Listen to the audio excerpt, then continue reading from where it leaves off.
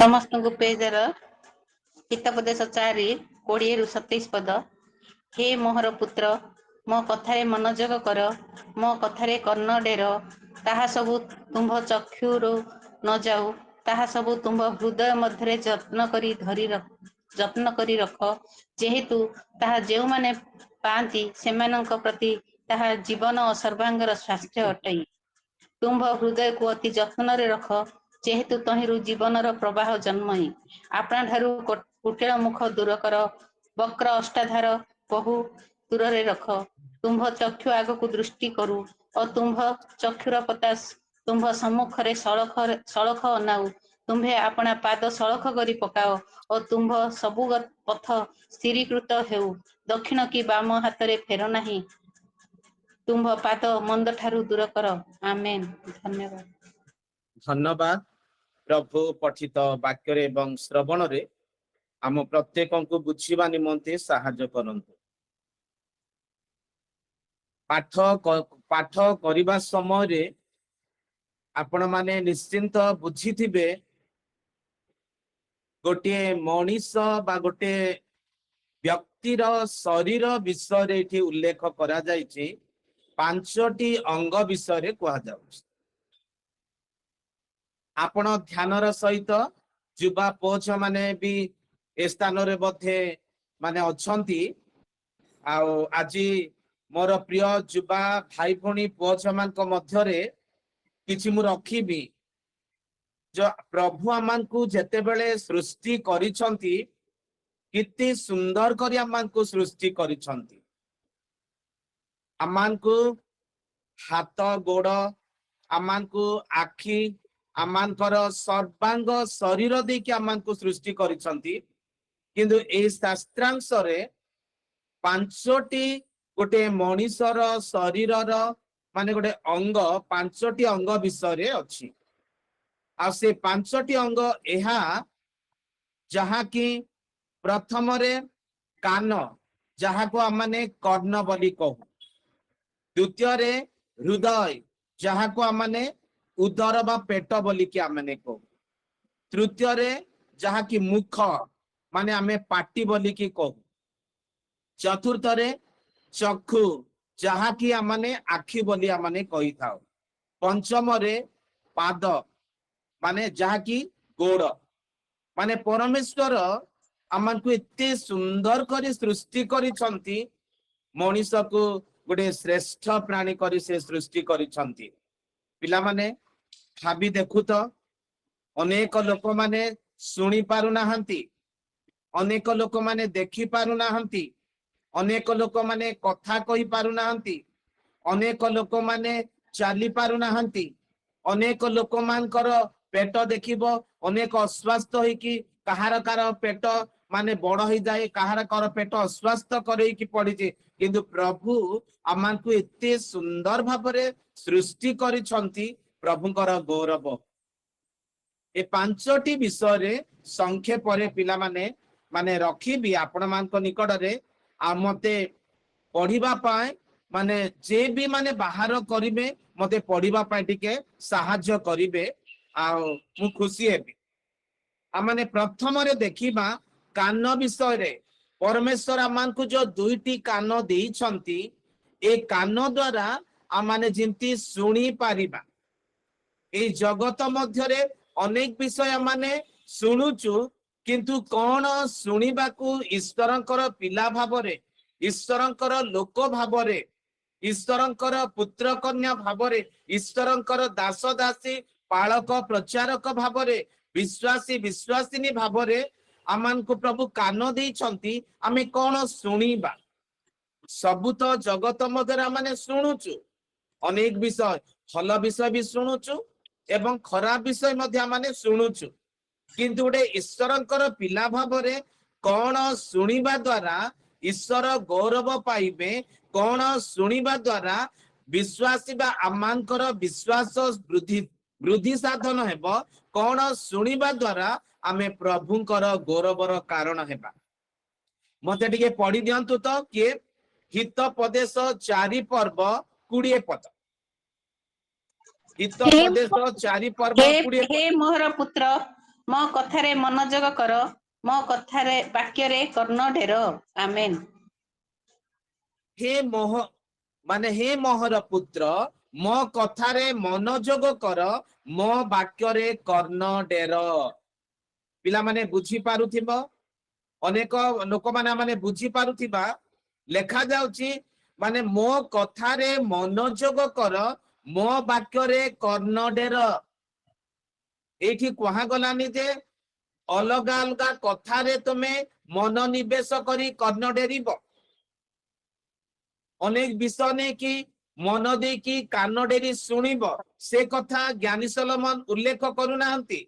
କିନ୍ତୁ ଜ୍ଞାନୀ ସଲୋମନ ଏକଥା କହିଲେ, ମୋ ବାକ୍ୟରେ କର୍ଣ୍ଣ ଡେର। ପ୍ରଭୁଙ୍କର କଥା ଶୁଣିବାରେ ତତ୍ପର ହେବା, ମନୋଯୋଗ ସହ ଈଶ୍ୱରଙ୍କର ଜୀବନ୍ତ ବାକ୍ୟ ଶୁଣିବା ଆମମାନଙ୍କର କର୍ତ୍ତବ୍ୟ। ଆଉ ଥରେ କହୁଛି, ପ୍ରଭୁଙ୍କର କଥା ଶୁଣିବାରେ ତତ୍ପର ହେବା, ମନୋଯୋଗ ସହ ଈଶ୍ୱରଙ୍କର ଜୀବନ୍ତ ବାକ୍ୟ ଶୁଣିବା ଆମମାନଙ୍କର କର୍ତ୍ତବ୍ୟ। ପିଲାମାନେ, ଆପଣ ମାନେ ଭାବୁଥିବେ ଈଶ୍ୱରଙ୍କର ଜୀବନ୍ତ ବାକ୍ୟ ଆମମାନେ ଶୁଣିବା ପାଇଁ ତତ୍ପର ହେବା। କୋଉ ବାକ୍ୟ ଗୋଟେ ଅଛି ଯେ ଜୀବନ୍ତ ବାକ୍ୟ? ମାନେ ଆମ ହାତରେ ତ ପରମେଶ୍ୱର ଗୋଟେ ବାକ୍ୟ ଦେଇଛନ୍ତି। ସେଇ ବାକ୍ୟ ପିଲାମାନେ ବାଇବଲରେ ଲେଖାଗଲା, ଏଭ୍ରି 4 ପର୍ବ 12 ପଦରେ ଈଶ୍ୱରଙ୍କର ବାକ୍ୟ ଜୀବନ୍ତ ଅଟେ। ପିଲାମାନେ, ଯୋଉ ଆମମାନେ ଈଶ୍ୱରଙ୍କର ବାକ୍ୟ ଧରି ବର୍ତ୍ତମାନ ମାନେ ବସିଛୁ, ଯୋଉଟା କି ଧର୍ମଶାସ୍ତ୍ର ପବିତ୍ର ବାଇବେଲ ଆମ ହାତରେ ଧରି ବସିଛୁ, ସେଇଟା ଗୋଟେ ଜୀବନ୍ତ ବାକ୍ୟ। ସେଇ ବାକ୍ୟରେ ଜୀବନ ଅଛି। ସେଇ ବାକ୍ୟ ଆମମାନଙ୍କୁ ଅନନ୍ତ ଜୀବନର ପଥରେ କଢେଇ ପାରେ ଏବଂ ଜୀବନ୍ତ ବାକ୍ୟ କାର୍ଯ୍ୟ ସାଧନ କରେ। ଆଉ ସେ ବାକ୍ୟ ଦ୍ବିଧାର ଖଡ୍ଗ ଏବଂ ତୀକ୍ଷ୍ଣତର ଅଟେ। ଦ୍ବିଧାର ଖଡ୍ଗ, ଈଶ୍ୱରଙ୍କର ବାକ୍ୟ ଗୋଟେ ପିଲାମାନେ ଖଡ୍ଗ ଅଟେ, ଖଣ୍ଡା ଅଟେ, ଛୁରୀ ଅଟେ। ମାନେ ବାକ୍ୟ ଆମମାନଙ୍କୁ କଣ କରେ? ସ୍ପର୍ଶ କରେ। ବାକ୍ୟ ଆମମାନଙ୍କର ହୃଦୟକୁ ଭାଙ୍ଗେ। ବାକ୍ୟ ଆମମାନଙ୍କର ଜୀବନକୁ ଦେଖିବା ପାଇଁ ସାହାଯ୍ୟ କରେ ଏବଂ ସେ ବାକ୍ୟ ତୀକ୍ଷ୍ଣତର ଅଟେ, ପ୍ରାଣ, ଆତ୍ମା, ଗ୍ରନ୍ଥି ଓ ମଜ୍ଜାର ବିଚ୍ଛେଦ ପର୍ଯ୍ୟନ୍ତ ପରିଭେଦକ ଏବଂ ଆମମାନଙ୍କର ହୃଦୟର ଚିନ୍ତା ଭାବର ସୂକ୍ଷ୍ମ ବିଚାରକ ଅଟେ। ଈଶ୍ୱରଙ୍କର ଜୀବନ୍ତ ବାକ୍ୟ। ଏଥିପାଇଁ ଈଶ୍ୱରଙ୍କର ବାକ୍ୟ ଆମମାନେ ଶୁଣିବା ନିହାତି ଦରକାର। ଜ୍ଞାନୀ ସଲୋମନ ସେଥିପାଇଁ କହିଲେ, ମନୋଯୋଗ କର, ମୋ ବାକ୍ୟରେ କର୍ଣ୍ଣ ଡେର। ଈଶ୍ୱରଙ୍କର ବାକ୍ୟ ଶୁଣିବା ଦ୍ୱାରା କଣ ହେଇଥାଏ? ରୋମୀ ତାର 10 ପର୍ବ 17 ପଦରେ ଲେଖାଗଲା, ବିଶ୍ୱାସ ଶ୍ରବଣରୁ ଜାତ ହୁଏ, ଶ୍ରବଣ ଖ୍ରୀଷ୍ଟଙ୍କ ବାକ୍ୟ ଦ୍ୱାରା ହୋଇଥାଏ। ଆଉ ଥରେ କହୁଛି, ବିଶ୍ୱାସ ଶ୍ରବଣରେ ଜାତ ହୁଏ, ଶ୍ରବଣ ଖ୍ରୀଷ୍ଟଙ୍କ ବାକ୍ୟ ଦ୍ୱାରା ହୁଏ। ଯେତେବେଳେ ଆମମାନେ ଈଶ୍ୱରଙ୍କ ବାକ୍ୟ ଶ୍ରବଣ କରୁ, ଯେତେବେଳେ ଆମମାନେ ଈଶ୍ୱରଙ୍କର ବାକ୍ୟ ଆମମାନେ ଶୁଣୁ, ଯେତେବେଳେ ଈଶ୍ୱରଙ୍କର ମଧୁର ରବ, କ୍ଷୀଣ ରବ, ଶାନ୍ତ ରବ ମାନେ ଶୁଣିଥାଉ, ସେତେବେଳେ ଆମମାନଙ୍କ ଜୀବନରେ କଣ ହେଇଥାଏ?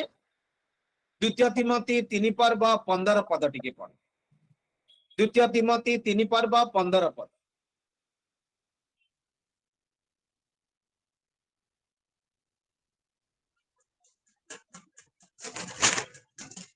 ପୁଣି ଯେଉଁ ଧର୍ମଶାସ୍ତ୍ର ଖ୍ରୀଷ୍ଟ ଯୀଶୁଙ୍କ ଠାରେ ବିଶ୍ୱାସ ଦ୍ୱାରା ତୁମକୁ ପରିତ୍ରାଣ ଜନକ ଜ୍ଞାନ ଦେବାକୁ ସମର୍ଥ, ତାହା ତୁମ୍ଭେ ବାଲ୍ୟକାଳରୁ ଜ୍ଞାତ ଅଛ। ଆମେନ୍। ଈଶ୍ୱରଙ୍କର ବାକ୍ୟ ଯେତେବେଳେ ଆମମାନେ ଶୁଣୁ, ଯେତେବେଳେ ଆମମାନେ ପଢୁ, ପାଠ କରିବା, ଶ୍ରବଣ କରିବା, ପାଳନ କରିବା, 3ଟା ବିଷୟ ପ୍ରକାଶିତ ପୁସ୍ତକରେ ଲେଖା ଯାଉଛି। ଯେଉଁମାନେ ଈଶ୍ୱରଙ୍କ ବାକ୍ୟ ପାଠ କରନ୍ତି, ଯେଉଁମାନେ ଈଶ୍ୱରଙ୍କ ବାକ୍ୟ ଶ୍ରବଣ କରନ୍ତି, ଯେଉଁମାନେ ଈଶ୍ୱରଙ୍କ ବାକ୍ୟ ପାଳନ କରନ୍ତି, ସେମାନେ ଧନ୍ୟ ବୋଲିକି ଲେଖାଯାଉଛି। ତାହେଲେ ଈଶ୍ୱରଙ୍କର ବାକ୍ୟ ଶୁଣିବା ଦ୍ୱାରା ପରିତ୍ରାଣ ଜନକ ଜ୍ଞାନ ଦେବାକୁ ସମର୍ଥ ମାନେ ହେଇଥାଉ। ବା ଈଶ୍ୱରଙ୍କର ବାକ୍ୟ ଆମକୁ କଣ କରେ? ପରିତ୍ରାଣ ଜନକ ଜ୍ଞାନ ଦେଇଥାଏ। ପରିତ୍ରାଣ ପାଇବା ନିମନ୍ତେ ଆମମାନଙ୍କୁ ଈଶ୍ୱରଙ୍କର ବାକ୍ୟ କୁହେ।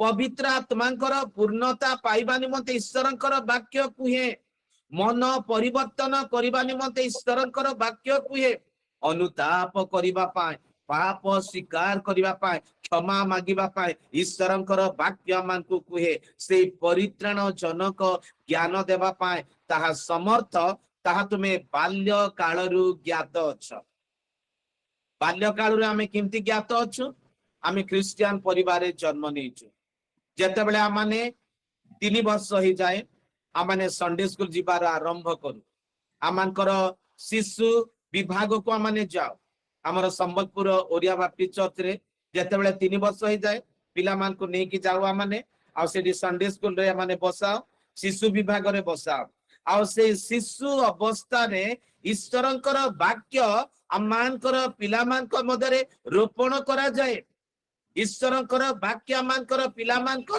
कान रे कुहा जाए आ से माने केते सुंदर भाबरे प्रभु को प्रार्थना कहंती 10 आज्ञा कहंती गीत 23 गीत कहंती यीशुकर जन्म माने दाऊद गलियादर कहानी एवं बाटिम अंधर घटना माने भिन्न भिन्न भाबरे छोट बेलु आमाने पिला मान को तेणु करी आमे द्वितीय तिमोथी 3 पर्व 15 पद रे पढिलु तुम्हे बाल्य कालरु ज्ञात छ ईश्वरंकर धर्मशास्त्र पढ़िबा द्वारा सुनिबा द्वारा आम हाथ रे पाठ करिबा द्वारा ताहा परित्राण ज्ञान देबा पाई समर्थ पुणी ईश्वरंकर वाक्य आमानकु कोन करे आमानकु शिक्षा दिए आमानकु अनुयोग करे आमानकु संशोधन करे एवं आमानकु कोन करे आमानकर जीवन को सजाड़ी दिए पिला माने आमानकु ईश्वरंकर वाक्य आमानकु परामर्श दिए उपदेश दिए आमाने शिक्षा पाऊ आमाने आमे जेते बेले शिक्षा पाऊ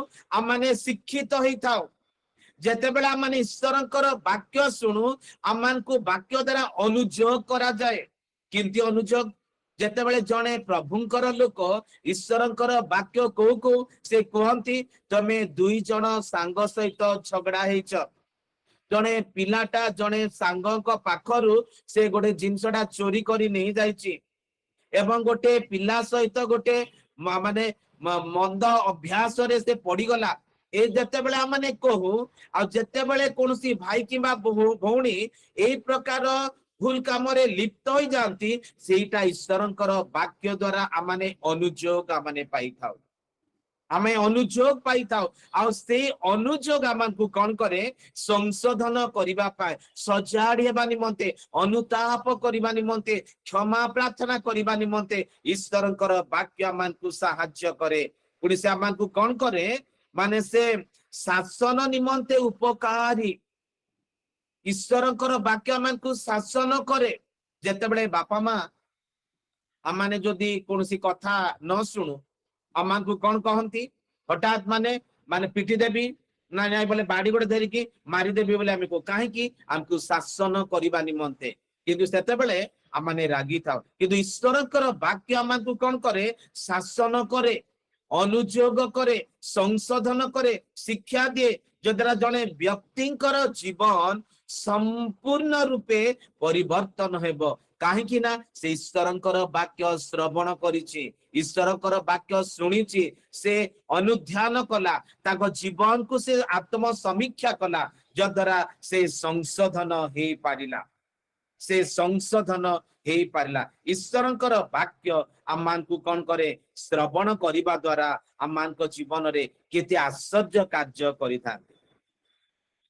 द्वितीय जिंस कहिबी हृदय हृदय बोली लेखा है पिला माने आमानकर हृदय जहा कि आमाने माने पेट बोली कहूचु माने आमानकर माने ए जो पेट माने ए हृदय पाए आमाने सबु दिन आमाने कोन करू आमाने खाओ जोड़ा कि जलखिया भी खाओ एवं भात डाली तरकारी आमाने खाद्य खाओ एवं राति रे भी आमाने माने रोटी हो जे कोन से जिंस आमाने खाओ फल भी खाओ विभिन्न प्रकार जिनस माने खाओ कहीं मोर पेट भरिबा निमंते आम हृदय पूर्ण हेबो ए हृदय रे जेते बेले खाद्य खाइबा आमे बल पाइबा आमे शक्ति पाइबा आमे सुस्थ रे रहिबा सेति पाए माने खाओ बाइबल कोन लेखा गला पिला माने हितोपदेश 4 पर्व 23 पद टिके पढ़ी दियो।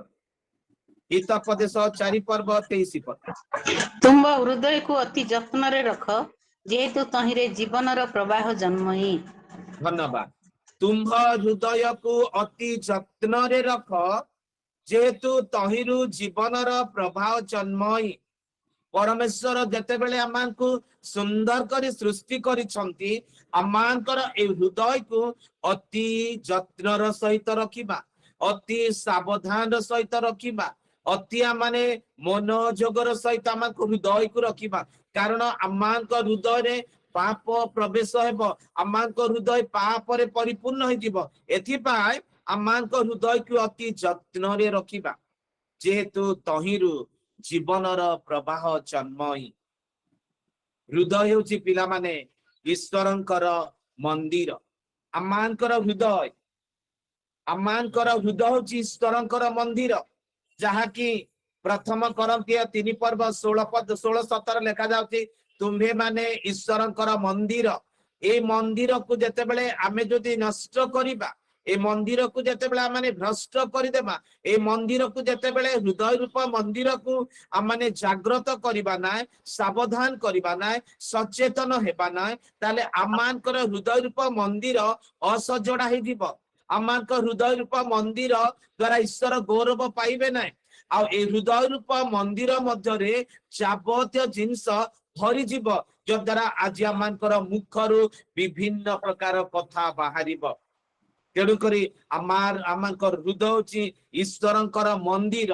ए हृदय रूप ईश्वरंकर मंदिर रे ख्रीष्ट वास करंती एवं तांकर आत्मा ए स्थान मध्यरे कोन करंती ना वास करंती। प्रकाशित 21 र 3 पदरे लेखा गला मनुष्य मानकर मध्यरे ईश्वरंकर वासस्थान अछि। ईश्वर से मान को सहित वास करिवे, से माने ताहांकर लोक हेबे बोली लेखा गला। मनुष्य मान को मध्यरे ईश्वरंकर वासस्थान माने आमानकर हृदय होची ईश्वरंकर वासस्थान। आमानकर हृदय रो केंद्र रे, आमानकर हृदय रो मुख्य रे केवल ख्रीष्ट वास करिवे, ईश्वर वास करिवे। पिता पुत्र पवित्र आत्मा को ईश्वर वास करिवे। तांकर स्थान होची आमानकर हृदय। किंतु पिला माने आमानकर हृदय आज आमाने अन्य को देई देइछु। आमानकर हृदय आज आमाने अन्य को देई देइछु। अन्यर माने हाथ रे आमानकर हृदय को बढ़ी देइछु। आमानकर हृदय रे माने बेले बेले शैतान को आमाने स्थान देई थाउ। आ हे हृदय मध्य रे ईश्वर वास करिवे, परमेश्वर गौरव पाइबे। तेणु करी गीत तार 119 र 11 पद टिके पढ़न। गीत संगीता 119 र 11 पद। मु आपणा हृदय मध्य तुम वाक्य को संचय करियछि जेपरि मु तुम विरुद्ध रे पाप न करे। मु जेपरि तुम्भ विरुद्ध रे पाप न करे एथि पई मु आपणा हृदय मध्य रे तुम्भर वाक्य संचय करी रखुअछि। ईश्वरंकर वाक्य पिला माने आमाने संचय करिबा वर्तमान रो जुगरे, वर्तमान रो परिस्थिति रे निहाती आवश्यकता रहिछि। आमाने ख्रीष्टीय परिवार रे जन्म नेइछु। आम हातरे आम परिवार अनेक धर्मशास्त्र बाइबल अछि, किंतु अनेक समय आमाने पढु नाहु। जेतेबेले ईश्वरंकर वाक्य ध्यानर सहित पढ़िबा, ईश्वरंकर वाक्य को हृदय रे रखिबा, आमानकर जीवन रे भविष्यत रे पिला माने कार्यकारी हेबो।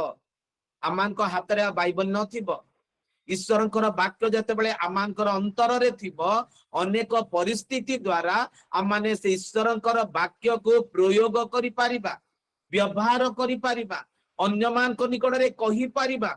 एथिपाई ईश्वरंकर वाक्य को हृदय रे संचय करी रखिबा आवश्यक। आम हृदय होची ईश्वरंकर मंदिर, आमानकर हृदय होची ईश्वरंकर वासस्थान, आमानकर हृदय होची ईश्वरंकर वाक्य गच्छित होइकी रहिबा नितांत आवश्यकता रहिछि। ताहेले मनुष्यर हृदय रे कोन बाहरी थाई पिला माने?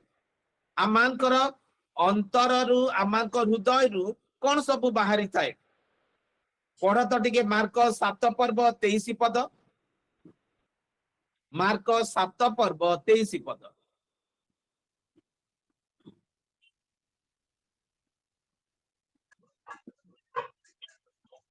এই সমস্ত মন্দ বিষয় ভিতরু বাহারি মনুষ্যକୁ ଅଶୁଚି करे। आमेन। मार्क 7 पर्व 23 पद, हाँ, यही समस्त मनुष्यर हृदय रु माने कुचिंता बाहरे, मनुष्यर हृदय रु बेश्यागमन, चौर्य, नरहत्या, व्यभिचार, लोभ, दुष्टता, शठता, कामुकता, ईर्षा दृष्टि, निंदा, अहंकार, मूर्खता, ए समस्त मंद विषय भीतर बाहरी मनुष्यर हृदय को कौन करे? अशुचि करि पकाए। पिला माने आमे सावधान हेबा, आमे प्रत्येक जागृत हेबा। आमांकर हृदय रे ईश्वरंकर वाक्य को न रखी आमांकर हृदय रे परमेश्वर को अग्राधिकार न दे आमांकर हृदय रे पिता पुत्र पवित्र आत्मा को स्थान न दे आमांकर अंतर रे आमाने अनेक समय रे माने विभिन्न प्रकार जिनस बाहरे जहा कि लोभ, दुष्टता, शठता, कामुकता, माने निंदा, अहंकार, ए सकल विषय माने मंद विषय भितरु बाहरी माने गोटे मनीष को जड़े व्यक्ति को आमांकर जीवन को आमांकर हृदय को अशुचि करि पकाए, जद्वारा आमांकर मुखरु माने विभिन्न मंद विषय बाहरी थाए। एथिपाई आमाने सावधान हेबा, ईश्वरंकर पिला भाबरे, ईश्वरंकर लोक भाबरे जागृत हेबा आमांकर आवश्यकता रहिछि। याकूब 3 पर्व 14 रु 16 पद मध्य लिखा जाउछि, तुम्भमानकर हृदय तिक्त एवं ईर्षा भाव और स्वार्थ परतारे थाए। आमांकर हृदय तिक्त मना ही जाए हुए कि ना नहीं पिला माने भावत जेते बेले गोटे माने स्नेह प्रेम गोटे फ्रेंडशिप रे थाओ, गोटे सांग साथी रे थाओ, गोटे माने आराम से माने खेलु आनंद करि थाओ, हठात गोटे कोन हे गला क्षणी आमांक मने गोटे तिक्तता आसी, आम हृदय तिक्तता ही जाए, आमांकर मुखमंडल गोटे विवर्ण ही जाए, आमांकर माने हृदय बहुत असुविधा ही जाए एवं आमांकर जीवन माने तिक्तता ही जाए, ईर्षा भाव हुए एवं माने स्वार्थपरता ही जाओ। ताहेले सत्य विरुद्ध रे गर्व आमाने करिबा, आमाने सत्य विरुद्ध रे आमाने ईश्वरंकर माने ए सकल विषय पार्थिव विषय अटे पिला माने, जोटा कि तिक्त भाव, ईर्षा भाव एवं स्वार्थपरता एटा गोटे पार्थिव विषय अटे। तृतीय जिंस देखिबा, तृतीय जिंस जोटा कि माने मुख पाटी, प्रथम रे आमाने देखिलु कान विषय रे, द्वितीय रे देखिलु आमाने हृदय विषय रे एवं तृतीय विषय आमाने देखिबा मुख माने पाटी। हितोपदेश 4 पर्व 24 पद पढ़ो। हितोपदेश 4 पर्व 24 पद। आपण ठारू कुटिल मुख दूर कर, वक्र अष्टादर बहु दूर रे रख। आमेन।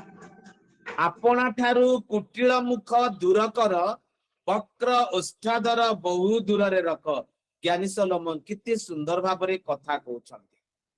आमांकु परमेश्वर ए मुख देइछंती माने प्रशंसा करिबा पाए, ए मुख देइछंती प्रार्थना करिबा निमंते, ए मुख देइछंती आमांको सांग साथी अन्य मानकु प्रभुंकर कथा कहिबा निमंते, ए मुख देइछंती जागतिकता भाव रे आमाने खाओ, माने ए मुखरे आमाने चुबे की खाओ, माने आमान को चुबे खाइबा द्वारा माने आमाने गिलिबा द्वारा आमानकर हजम शक्ति हुए, उदर मध्य को जाए, केतेक माने रक्त रे मिसे आ केतेक माने चली जाए, आमानक शरीर सबलता ही थाए। ए मुख आमान को प्रभु देइछंती ताकर प्रशंसा, ताकर गुणानुवाद, ताकर गौरव करिबा पाए। तेणु करी लेखा गला, आपणा ठारू कुटिल मुख दूर कर, वक्र ओष्ठादर बहु दूर रे रख। माने कुटिल मुख बाइबल रे चिरिमिय 17:9 पदरे लेखा गला, मनीषर हृदय सबुठारू कौन मन लेखा गला? कपटमय।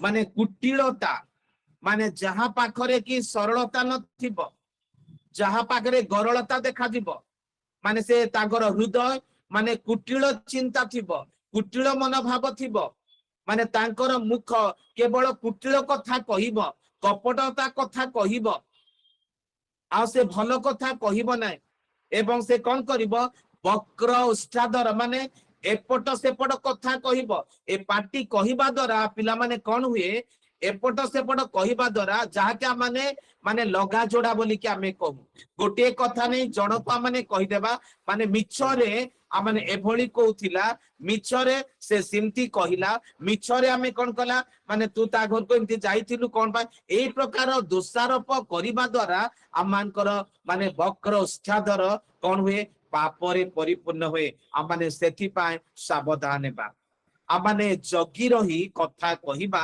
नितांत आवश्यकता रहिछि आमाने भाबी चिंता कथा कहिबा नितांत आवश्यकता काहाकू की प्रकार उत्तर देबा को हेबो आमाने थरे दुई थर तीन थर भाबी देखू सॉरी आमाने भाबी कि आमे चिंतार सहित कथा कहिबा आ ए मुख द्वारा अनेक प्रकार परिस्थिति देखा जाए अन्यर जेभली आमाने बाधार कारण न हेउ अन्यर जेभली आमाने विघ्नर कारण न हो अन्य को जेमंत आघात युक्त माने कथा न को आमानकर उष्टा द्वारा आमानकर मुख द्वारा अन्यर माने विघ्नर कारण जेमंत माने न हेबा पिला माने आमाने जागृत हेबा आमानकर आवश्यकता रही गीत संगीता 141 र 3 पद टिके पढंतु तो गीत संगीता 141 र 3 पद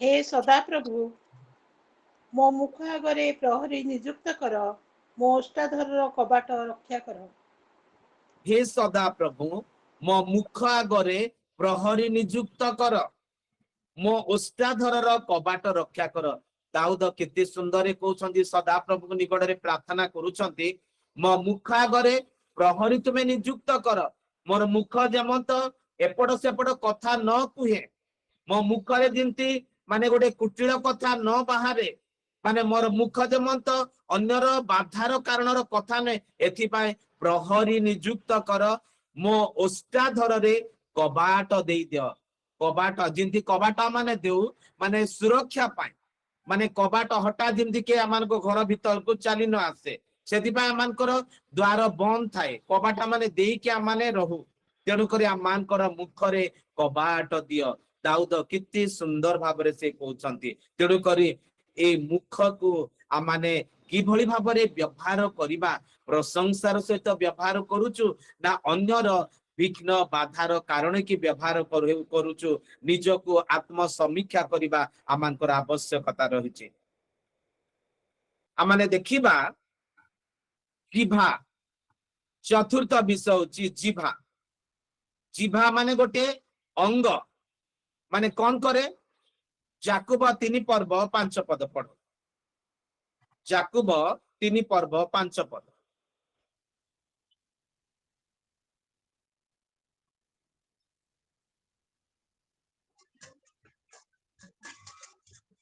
सेही परि जिभा मध्य गोटे क्षुद्र अंग किंतु महागर्वर कथा कहे देख केड़े क्षुद्र अग्निकणिका द्वारा केड़े बड़ अरण्य निया लगी जाए आमेन निया लगी जाए माने आमानकर मुख रे आमानकर जिभा जो अछि माने एटा गोटे क्षुद्र अंग जिभा को देखंतु तो ए जिभार काम माने आमान को चुबे की माने खाइबा पाए माने जिभा मान को प्रभु सृष्टि करिसंती कथा कहबा पाए प्रभु सृष्टि करिसंती एबे एले ए जिभाटा माने गर्वर कथा कुहे गोटे छोटो जिभाटा केते बड़ बड़ गर्वर कथा कुहे सत कि नुह आमे भाबु तो चिंता करू तो माने केते गर्वर कथा हमर बैंक बैलेंस अछि हमर घर द्वार अछि माने मु ज्ञानी लोक मु सब जानिछि मु पाठ भल पढ़े मु भल प्रचार करि पारुछि माने सब ए जिभा द्वारा माने आमे गर्व करि थाउ किंतु ए जिभा मा को कोन करे गोटे बड़ अरण्य निया लाग माने लगे दिए किमती निया लगे दिए झगड़ा सृष्टि करी अशांति सृष्टि करी कलह सृष्टि करी विवाद सृष्टि करी अन्य अन्य मान निकट में मतांतर कर दिए ए जिभा को माने जागृत करबा आमांकर आवश्यकता ए जिभा गोटे अग्नि स्वरूप आमांकर अंग सम मध्य समस्त अधर्मर मूलधारा स्वरूप बोली बाइबल कहे जे जहा कि से 3, 5, 6, 7 पढ़िबे माने समस्त अधर्मर मूलधारा स्वरूप से अधर्मर मूल माने से गोटे अग्नि माने निया जळै दिए निया लगे दिए आ केते गोटे विभ्राट सृष्टि करे तेणु करी समस्त शरीर को मध्य से कौन करे असुचि करे आ जिभा कौन करे जाच्छाता कथा कहे अन्य मानकर विरुद्ध रे परिवार विरुद्ध रे भाई भूणी विरुद्ध रे बापा माँ विरुद्ध रे सांग साथी मान विरुद्ध रे आ ए जिभा द्वारा माने आ माने ओ गौरवर कारण ही था आ जिभा केही बसरे ताकू रखी पारे नाही आ माने समस्त प्रकार पशु पक्षी को सरीसृप जलचर प्राणी मान को मनुष्य द्वारा बसरे रखा जाई पारे घरे घरे जेते बेले आ माने कुकुर बिलेई माने मिट्टू चढ़े माने विभिन्न पशु पक्षी रखू आ माने देखू सर्कस रे मध्य चिड़ियाखाना रे मध्य अनेक पशु पक्षी माने गोटे बसरे अछंती से मानकर कथा मानंती आमे जते बेले से पशु पक्षी की पाळू सेते बेले आम कथा भी से माने सुनंती किंतु जिभा को केही बसरे रखी पारे नाय रखा जाई पारि न थाए केते बड़ माने से जिभा मान को कोन करे अनिष्टर साधनर कथा कहिबारे तार विराम नाही से अनवरत कहूथा तार विराम न थाए जिभा गोटे करल रे परिपूर्ण आ से जिभा मुखरु धन्यवाद भी देई थाए अभिशाप मध्य देई थाए एपरि हेबा उचित नुह किंतु ए जिभा को बाइबल ले कह जाउची तुमे मधु चाक ठारू सुमिष्ट ईश्वरंकर वाक्य को भोजन करिब प्रत्येक दिन ईश्वरंकर वाक्य को ध्यान करी पढ़ी की भोजन करिब ता मधु चाक ठारू सुमिष्ट अते ताहा आशीर्वाद देव तेणु करी जिभा को जागृत करिबा मुख को जागृत करिबा आवश्यकता रही आ गोटे विषय देखिबा चक्षु आखि चक्षु होची आमानकर शरीरर प्रदीप ए चक्षु बिना आमाने बंची पारिबा नै ए चक्षु जदि नथिबो आ दृष्टि जदि नथिबो दृष्टिहीन जदि आमाने रहिबा अंध जदि हे कि माने जन्म हिचु बा अंध ही गनु आमाने चाली न पारु देखि न पारु किंतु प्रभु आमानकु सुंदर चक्षु दुईटी देइचंती आमानकु दृष्टिपात करिबा निमंते हितोपदेश 4 पर्व 25 पद पढ़ तुम्भ चक्षु आगकू दृष्टि करू और तुम्भ चक्षुर पता तुम्भ सम्मुख रे सड़क अनाऊ चक्षु देइचंती चक्षुरे गोटे पता अछि से पताटा कोन करे आमानकु सेव करे से पथा मान को निरापत्ता दिए से पता मान को कौन करे हटा जदि कोनसी माने कुटा बा कोनसी माने उड़ी की आसे ए पता संगे संगे आखि पके पता पके दिए सेटा को माने से भितरे पसिबा पाई दिए ना माने तेणु करी तुम चक्षु आगो को दृष्टि करू तुम चक्षु दृष्टि करू तुम चक्षुर पता तुम सम्मुखर सड़क नाउ माने तुमर चक्षु सड़क रे अनाओ एपट सेपट तुम चक्षु न किंतु चक्षु कौन करे एपट सेपट अनेवा पाए जगी रही थाए आमे चक्षु याडे बुले देखि थाउ सियाडे बुले देखि थाउ ये कौन करूची से कौन करला माने एटा किंती हैला हमर चक्षु चारियाडे घुरी बुलु थाए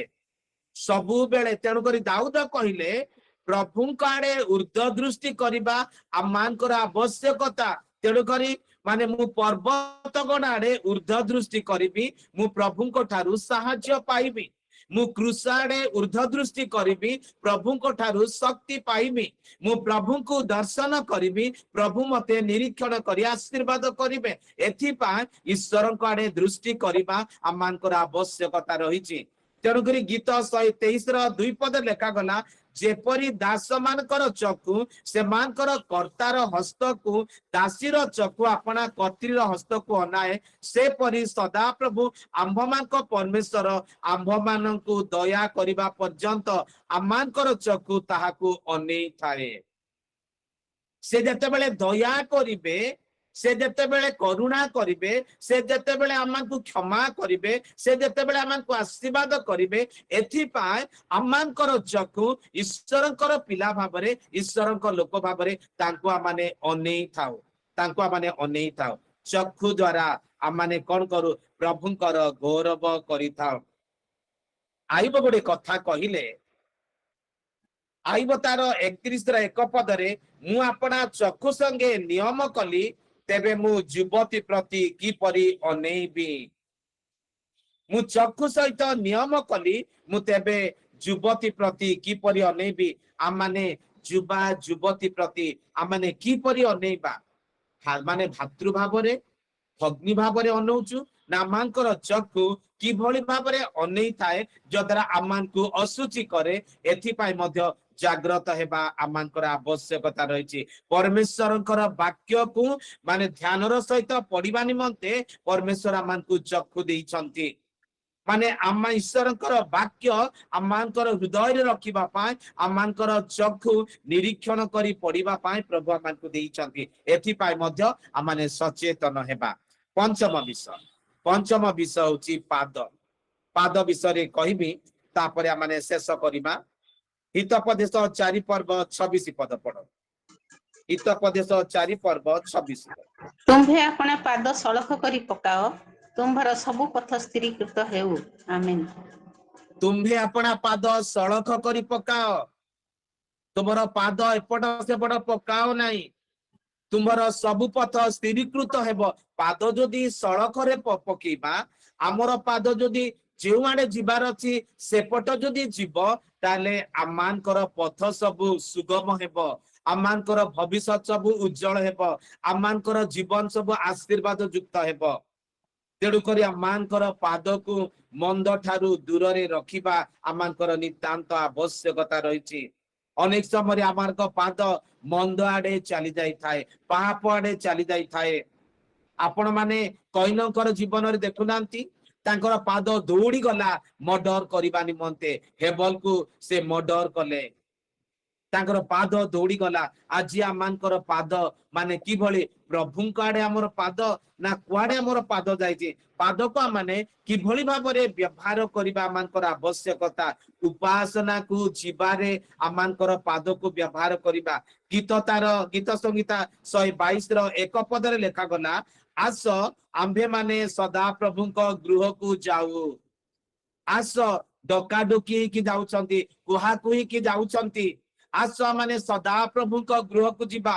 आमाने सदा प्रभुंक गृह को उपासना करिबा पई जीवा प्रार्थना करिबा पई जीवा। एई कथा लोक माने कहिबा बेले मो आनंदित हेली बोली लेखा जाउछि। परमेश्वरंकर मंदिर को जीवा पाए उपासना करिबा पाए प्रार्थना करिबा पाए आमानकर पाद जीवार आवश्यकता रही। द्वितीय रे आमानकर पाद कुआडे जीवार आवश्यकता। एफिसी 6 पर्व 15 पद लेखा जाउछि पाद को सुसमाचार कार्य पाए व्यवहार करिबा आवश्यकता रही। शांतिदायक सुसमाचार निमंते सुसज्जता रूप पादुका पादरे पिंदी अटल होई थाओ।